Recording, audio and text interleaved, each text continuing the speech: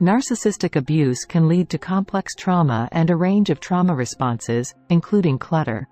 Clutter is not just physical disorganization but a sign of deeper emotional and mental struggles.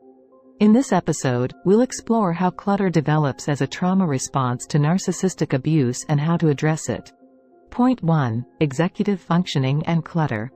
Narcissistic abuse can severely impact executive functioning, which is the ability to plan, organize, and regulate emotions and behaviors. When executive functioning is impaired, everyday tasks become daunting, and clutter can quickly build up. This is because the brain's ability to prioritize, categorize, and make decisions is compromised. Imagine your mind as a busy office, where decisions are made, plans are laid out, and tasks are assigned. When narcissistic abuse hits, it's like a storm ravages the office, scattering papers and files everywhere. The once efficient system falters, and simple tasks become overwhelming.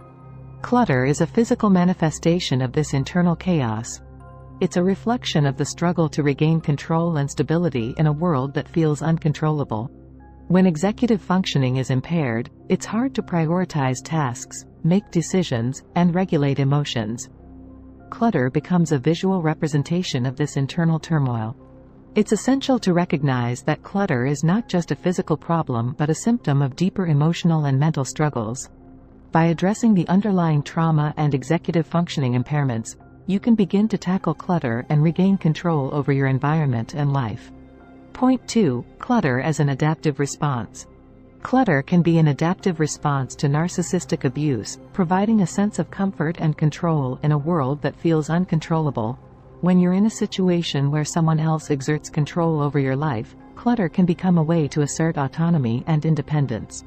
Acquiring and holding onto physical items can symbolically fill the emotional wounds left by the abuse, creating a temporary sense of solace.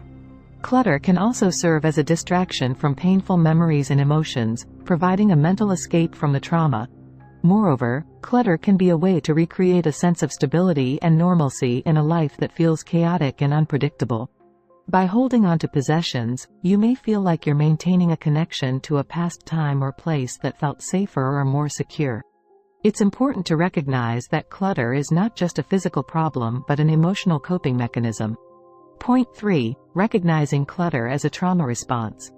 Recognizing clutter as a trauma response is crucial to addressing it effectively. It's essential to understand that clutter is not just a result of laziness or disorganization but a symptom of deeper emotional and psychological struggles. When you recognize clutter as a trauma response, you can approach it with compassion and empathy rather than judgment. You can acknowledge that your brain and body are responding to trauma in the best way they know how, and that clutter is a coping mechanism that helped you survive. By reframing clutter in this way, you can begin to let go of shame and self-blame, which can be significant barriers to addressing clutter. You can instead approach clutter with a sense of curiosity and understanding, asking yourself questions like, what is this clutter trying to protect me from? Or, what emotional need is this clutter fulfilling? Recognizing clutter as a trauma response also allows you to seek support and resources that address the underlying trauma, rather than just the physical clutter. This can include therapy, support groups, and trauma-informed decluttering approaches that prioritize emotional safety and well-being. Point 4. Addressing clutter. Addressing clutter requires a gentle and compassionate approach, especially when it's a trauma response. It's essential to prioritize emotional safety and well-being over the physical act of decluttering. Start by acknowledging that clutter is a symptom of deeper emotional and psychological struggles. Then, take small steps towards decluttering, beginning with tiny areas or categories of items. This can help build confidence and momentum. As you declutter, focus on the emotional attachment to items rather than just the physical object itself. Ask yourself questions like, what memories or emotions is this item holding for me? Or, what would happen if I let this item go? It's also crucial to create a supportive environment, surrounding yourself with people who understand and empathize with your struggles. Consider seeking the help of a therapist, support group, or trauma-informed decluttering professional. Point 5. Decluttering emotions and environment. Decluttering emotions and environment go hand in hand when it comes to healing from narcissistic abuse. As you begin to declutter your physical space, you'll also need to address the emotional clutter that's accumulated inside you.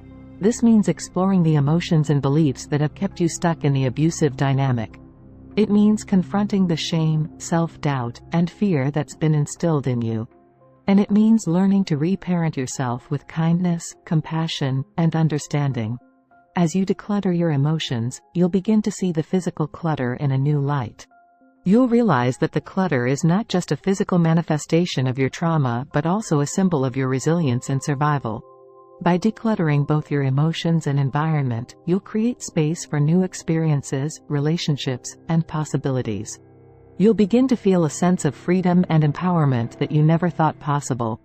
In conclusion, clutter is a common trauma response to narcissistic abuse, but it's not a permanent state. By understanding the underlying reasons for clutter, recognizing it as a trauma response, and addressing it with compassion and empathy, you can begin to heal and move forward. Remember to prioritize emotional safety, seek support, and focus on decluttering both your emotions and environment. You deserve a life free from clutter and full of possibilities. Clutter following narcissistic abuse is a silent outcry for understanding, patience, and healing. Approach it with empathy and patience, and remember that you're not alone in this journey. Seek support and professional help to continue your healing journey. Thanks for watching. Don't forget to subscribe, like, comment, and share with your loved ones. Stay blessed and irresistible.